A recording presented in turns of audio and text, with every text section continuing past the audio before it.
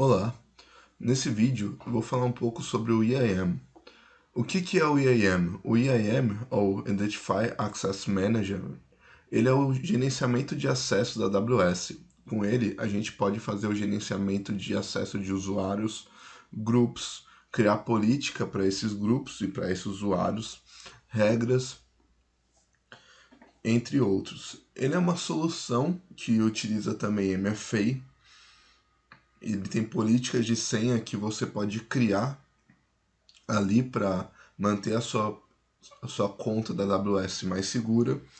Então, pessoal, a gente vai discorrer nesse vídeo aqui sobre os temas de usuário, roles, groups e policies. Beleza? Então, bora lá. Olá, pessoal. Agora a gente vai falar um pouco sobre os usuários do IAM. Eu estou aqui na minha console da AWS. E eu vou entrar aqui no IAM. Se você não tiver com essa página de visitado recentemente, você pode escrever aqui IAM. E a gente vai cair aqui nesse painel, né, do Identity and Access Management. E aqui a gente tem a aba Usuários, né? Temos todas as abas aqui: grupos, usuários, funções e políticas. A gente vai aqui em Usuário. E aqui, pessoal, a gente consegue fazer a criação de usuários, tá? A gente faz o gerenciamento de usuários a partir daqui. Então, esses usuários do IAM, eles são usuários que eles vão ter acesso à sua console da AWS. Então, eles vão ter uma senha, eles vão ter um identificador de acesso, um ID, e eles acessam pelo nome do usuário, ao invés da senha. Se vocês perceberem, quando vocês fazem login na AWS, vocês têm duas opções: logar com o usuário root, que aí eles vão te pedir o nome do e-mail e a senha e o MFA, né? O múltiplo fator de autenticação. Ou você tem o usuário IAM, que é esse daqui. Então, esse usuário IAM, ele tem um ID, ele tem uma senha que foi provisionada, ele tem o nome desse usuário. E a partir disso, a AWS consegue fazer a identificação desse usuário e deixar a pessoa logar. Então, vamos imaginar que você é um usuário root e trabalha com 6 pessoas. Você cria 6 usuários aqui, né? E passa essas credenciais para todas essas pessoas fazerem o acesso.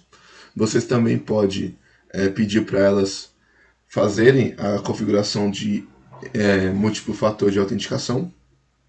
Você pode também pedir para eles seguirem um padrão de senha. Por exemplo, aqui em configuração de conta, a gente pode escolher o número de caracteres que a gente quer ter numa senha, se ela expira, se ela não expira, se ela vai ter caracteres alfabéticos, maiúsculos, minúsculos, alfanuméricos, se ela vai ter números. Então, você consegue fazer essa configuração e uma vez essa configuração feita na conta root, ela se espelha, ela é aplicada a todos os usuários da AWS.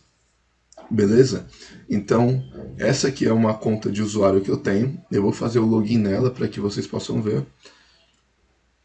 E a gente vai perceber que, mesmo sendo uma conta que eu estou gerenciando na minha conta root, eu consigo fazer acesso a ela normalmente através de um outro navegador, por exemplo. Então, como eu falei, aqui eu estou fazendo o acesso. Vejam que ele me pergunta: você é usuário root ou usuário IAM? Eu vou escolher IAM.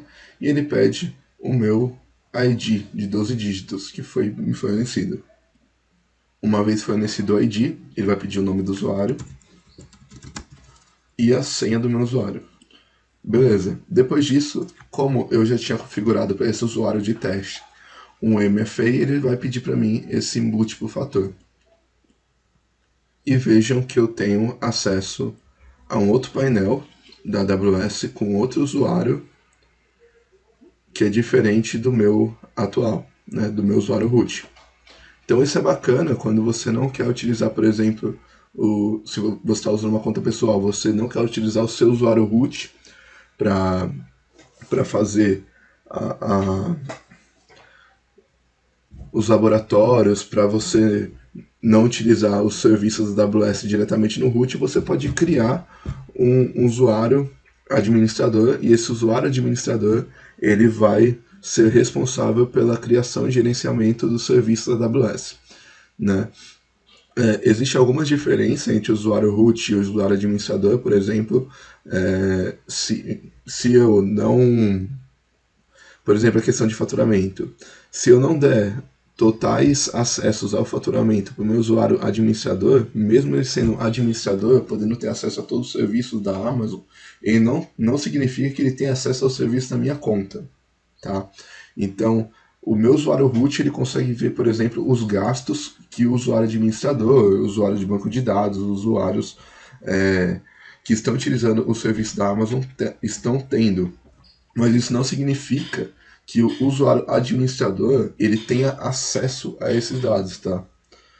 Eu consigo também fazer esse bloqueio, ser granular em relação a isso nas políticas, criar uma política de administrador, mas sem visão da parte financeira, sem visão de coisas da minha conta, como também eu consigo dar para um grupo financeiro só acesso às informações de faturamento da minha conta, né? Então, a gente viu aqui um pouquinho sobre o usuário e na próxima a gente vai falar sobre grupos, beleza? Valeu e falou!